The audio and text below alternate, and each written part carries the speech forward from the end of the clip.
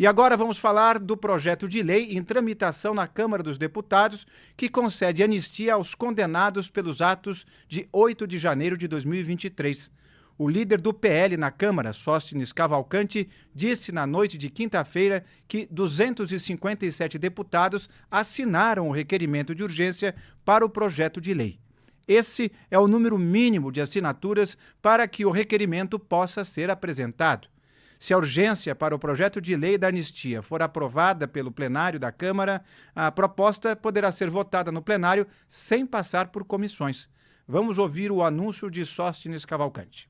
Às 22 horas e 22 minutos, com a assinatura do deputado federal Paulo Aze, do União Brasil, da Bahia, nós chegamos às 257 assinaturas para o requerimento de urgência da anistia. É uma vitória do Brasil. E eu quero aqui agradecer aos 257 colegas que assinaram. E eu tenho certeza que muitos outros assinarão a partir de agora, porque continua aberto. Minha gratidão aos líderes Zucco, Carol Detone, a cada deputado que nos ajudou. Esse é um trabalho de muita gente. Aos presidentes de todos os partidos que nos apoiaram, que nós vamos, ao longo dos próximos dias, dizer quais são esses partidos, e ao nosso eterno capitão Jair Messias Bolsonaro. Esta é uma vitória das pessoas que estão injustiçadas. É a vitória da Débora, que está com seus filhos em prisão domiciliar, e eu tenho certeza que não voltará para a prisão, nem ela e nem ninguém mais, porque nós vamos aprovar esta anistia no plenário da Câmara e no Senado para fazer justiça a Débora e a todos os demais injustiçados do 8 de janeiro. Parabéns, anistia já! Ainda na quinta-feira, o líder do PT na Câmara dos Deputados, Lindbergh Farias, reclamou dos deputados que assinaram requerimento de urgência e são filiados a partidos com ministros no governo Lula. Vamos ouvi-lo. É que eu acho, sinceramente, nessa casa, que as pessoas têm que se definir quem é governo e quem não é governo. Porque tudo bem quem é oposição está assinando um projeto como esse, mas quem é governo assinar um projeto como esse, que é um projeto que coloca o país numa crise institucional, não é um projeto razoável. Então, eu acho, e eu como líder do PT, quero dialogar com o governo, falar com os ministros, falar com tudo, porque eu acho que tem que haver uma ordem unida. Esse é um bom momento para perguntar, quem quer ficar aqui do nosso lado? Porque se a pessoa assina um projeto desse, com certeza não quer ficar aqui desse lado. Né? E não é justo que às vezes você tenha pessoas que participam do governo, têm funções importantes no governo, e pessoas assinando um projeto tão absurdo como esse, porque não tem nada de razoável. Governistas que assinaram o projeto? Eu tenho uma lista. Vocês não têm a lista de que assinou? No Brasil, assim, tem 31 assinaturas. Eu tenho todas as listas. Eu tenho todas as listas aqui. Né? Eu não acho normal alguém que esteja participando do governo, que tenha cargo no governo, que na hora do momento bom dizer, olha, eu sou o governo, eles vão gostar. Nessa hora, assinem um projeto como esse. Então, não sei. Eu acho que é o momento de todo mundo se definir. Qual a posição que quer tomar? Então, essa é a minha posição como líder do PT, que a gente está nessa cruzada aqui contra esse projeto, porque eu acho que isso vai levar a gente a uma crise institucional grande. Guilherme Resch, boa tarde. Você que está aí em Brasília, com essas 257 assinaturas anunciadas por Sóstenes, agora vai? Boa tarde, Inácio. Boa tarde a todos que nos acompanham. Essa é a grande dúvida que fica agora, né, Inácio? Porque apesar de ter, então, aí esse número mínimo, né, de assinaturas para que o requerimento seja apresentado, inclusive ele não foi apresentado até o momento, tá? Eu vim acompanhando agora de manhã para ver se o Sóstenes já apresentava, porque o anúncio foi feito ontem à noite, mas não houve ainda, não foi protocolado esse requerimento de urgência, apesar de ter alcançado o número mínimo. E ainda assim, mesmo que seja protocolado, ainda tem a decisão, né, do presidente da Câmara, Hugo Mota, de pautá-lo no plenário. Essa decisão cabe ao Hugo Mota, né? Deve ser discutido ali na reunião de líderes, ver se os líderes apoiam de fato que seja colocado para votação no plenário, e depois que for colocado para votação, ainda tem que ser aprovado por 257 deputados, né? Não basta só as assinaturas, né? Se for de fato pautado no plenário, esse requerimento de urgência precisa de maioria absoluta dos deputados para ser aprovado. E aí fica também essa questão, né? Será que todos que assinaram estarão presentes, vão votar? Né? E também, será que a cobrança que o Lindbergh Farias faz em relação aos deputados que são filiados a partidos com ministros no governo e que assinaram esse requerimento, será que essa cobrança não vai surtir algum efeito? Né? É possível. Pode ser que o Lindbergh atue ali de fato nos bastidores, a partir do que ele falou ontem, né, para que deputados que assinaram retirem suas assinaturas. Né? Aí poderia perder, então, o número mínimo para que seja apresentado o requerimento de urgência. E além disso, mesmo que num eventual cenário em que o requerimento seja aprovado, né, e o projeto possa ser levado para o plenário, ainda tem a questão, na realidade ainda tem essa questão, né, se o Hugo Mota vai pautar o projeto. Né, ele pode ser aprovado o requerimento de urgência, então não passaria pelas comissões, mas ainda cabe ao presidente da Câmara definir a pauta do plenário, então definir se o projeto de lei seria de fato votado.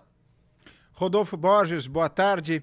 Pensando naquelas várias mudanças de estratégia do PL nas últimas semanas, agora eles dizem ter as 257 assinaturas. Será isso mais uma tática ou eles de fato têm essas assinaturas que não necessariamente são votos, como lembrou o Guilherme? Boa tarde a todos. Inácio, eles têm as assinaturas, mas eles não têm a garantia de que isso vai ser aprovado. Então, nesses casos, o que você faz? Você colhe assinaturas ou comprometimento de alguns parlamentares para além do que você precisa.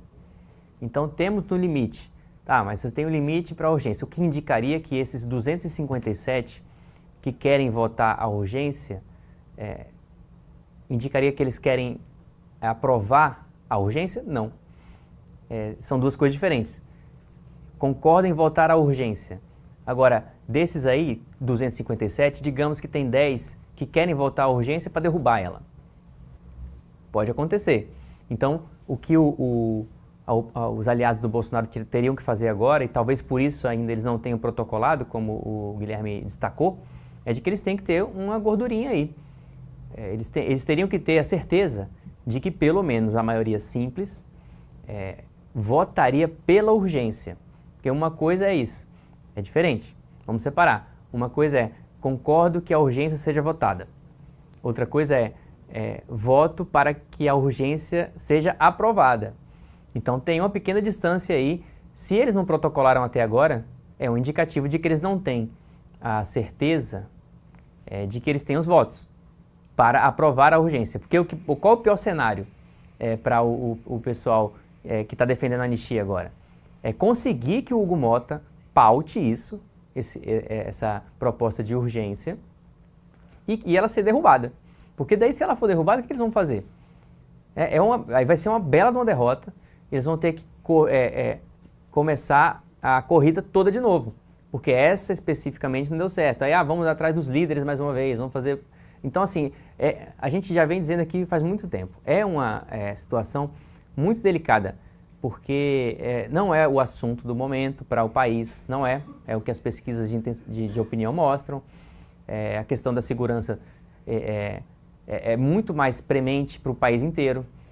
Então, assim, é muito importante para o Bolsonaro, para os aliados dele, isso aí vai definir o rumo, inclusive, da eleição a partir da perspectiva da direita, em 2026, mas, nesse momento, é muito mais uma questão de discurso do que uma possibilidade que se apresenta de limpar o campo, aí, o cenário, o horizonte para o Bolsonaro abrir a possibilidade de ser candidato em 2026, que vamos sempre lembrar, o objetivo último dessa anistia, apesar de ela ser convocada e defendida a partir dos condenados pelo 8 de janeiro.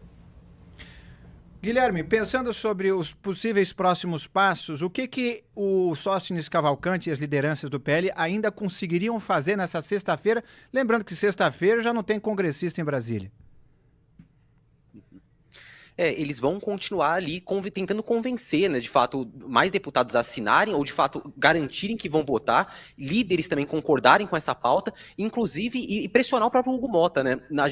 Foi na quarta-feira, se eu não estou enganado, que o ex-presidente Jair Bolsonaro teve um encontro com o Hugo Mota aqui em Brasília para discutir esse tema da anistia. Eu consegui confirmar essa informação. Então, ele foi uma pressão. O Bolsonaro encontrou ali com o Hugo Mota para pressionar, de fato, para dizer que essa pauta seria importante para ele, que esteja pautado, então, seja o requerimento de urgência ou depois do próprio projeto de lei no plenário. Né, eu não cheguei em detalhes, não consegui detalhes de qual que foi a resposta ali do Hugo Mota, né, para o ex-presidente Jair Bolsonaro, mas enfim, você vê que teve essa pressão do próprio Bolsonaro em cima do Hugo Mota para que avance com essa pauta na casa, porque o Hugo Mota já deu vários sinais nos últimos dias, como a gente vinha falando, de que essa não é uma prioridade, né, na sua visão, em relação aos líderes também, né, a maioria dos líderes não acham que essa seja uma prioridade, até por isso não assinaram o requerimento de urgência, né, obrigou o PL a buscar as assinaturas individuais, né.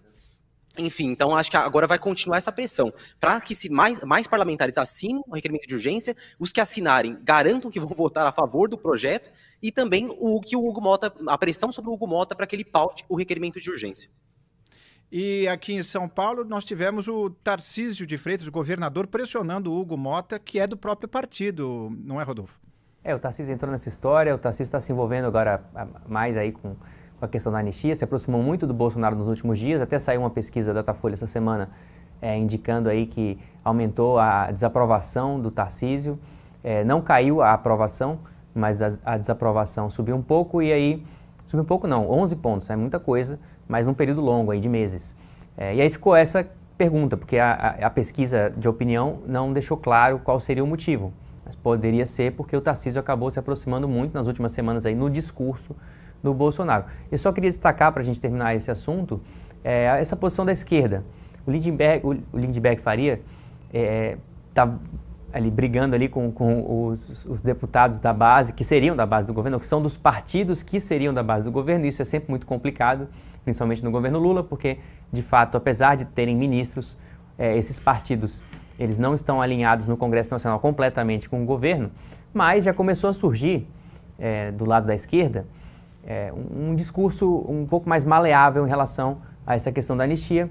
A Gleisi Hoffmann, que era presidente do PT, virou ministra do governo Lula, deu uma declaração que parecia ali dizer que esse assunto merece sim discussão no Congresso, e aí causou algum desconforto. Já foi lá no X dela, no perfil de rede social, deixar um pouco mais claro, ou tentar deixar um pouco mais clara a posição dela, dizendo que quem define é o STF essa questão, não quer dizer que o Congresso não possa discuti-la, e aí ficou meio confuso, na verdade, o que ela está querendo dizer com isso. Porque se o Congresso vai discutir, é para tomar alguma decisão que tenha algum impacto nas penas dessas pessoas. Agora, quando a Gleisi começa a falar nesse nível, me parece que tem uma reação aí dos governistas para tentar diminuir a amplitude que pode vir a ter uma anistia para os condenados do 8 de janeiro. Já que o pessoal do Bolsonaro, o grupo do Bolsonaro, está tentando usar os condenados do 8 de janeiro para conseguir algum benefício para ele, o Bolsonaro, então talvez a opção seja delimitar mais claramente qual seria o escopo dessa anistia, então diminuir penas dos condenados ali pelo 8 de janeiro, mas não do pessoal do Bolsonaro, que é um pouco o que o STF parece que começou a fazer quando o ministro Luiz Fux interrompeu o julgamento da cabeleireira Débora dos Santos para ver, e ele já prometeu até, que iria estipular uma pena menor para ela do que o Alexandre de Moraes e o Flávio Dino fizeram. Ok, ainda voltando nessa situação que a gente estava discutindo, Rodolfo, até que ponto esse evento que aconteceu hoje, que absolutamente não tem nenhum vínculo direto, mas o adoecimento de Bolsonaro pode ser um reforço, digamos assim, para sensibilizar quem ainda está em dúvida sobre a anistia? Lembrando que, em tese, a anistia que os deputados querem é apenas para os manifestantes do 8 de janeiro, mas que o Bolsonaro, o presidente, claramente quer que se estenda a ele mesmo. Acha que vai ter algum peso nisso? A comoção popular sempre tem, a gente não tem. Depois do que aconteceu em 2018, naquela eleição em que o Bolsonaro levou a facada, e depois que ele leva a facada, as pesquisas de intenção de voto são alteradas, né? E aí pode ser por conta da atenção que ele passa a receber. mas pode ser também por conta de um sentimento que parte da população passa a ter em relação a ele que não tinha antes. Agora, a gente pode falar, é difícil medir, mas agora eu posso dizer, a partir da nota, por exemplo, que o PL soltou sobre esse assunto, que tem ali uma intenção. Quer dizer, manifestou assim, o partido está consternado, ao mesmo tempo em que o deputado Luciano Zucco tinha publicado um vídeo dizendo, olha, o mais já passou, já está tudo bem. Então, ou está tudo bem, ou você está consternado. E aí, quando vem essa diferença de uma mensagem para outra, aí a gente pode sim, nesse escopo, especular sobre a expectativa política que os aliados do Bolsonaro podem vir a ter. É difícil saber, medir, sempre vai ser qual que é o sentimento popular e como o sentimento popular pode vir a influenciar politicamente a questão. Agora, a nota do PL deixou insinuado aí sim que tem uma intenção, e sempre vai ter nos partidos e nos políticos, na maioria deles pelo menos, de se valer do que está acontecendo a favor deles.